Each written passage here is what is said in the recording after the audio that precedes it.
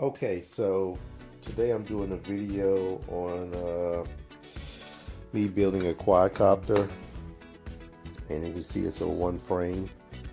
And right now I'm starting off with a 4-in-1 ESC. So it's a DYS 4-in-1 Bell HCD shot. It actually comes with a diagram that kind of shows you the pin layout. So this particular one has a 12 volt and a 5 volt VEC.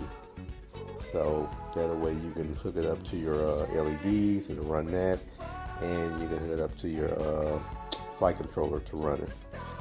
So right now, this is the step we at. I also have my motors here that I have. So I got two clockwise motors and two counterclockwise motors. So I'm gonna get to work on just trying to do the thing. I'm gonna start with my LEDs and then trying to figure out how the wiring goes from there.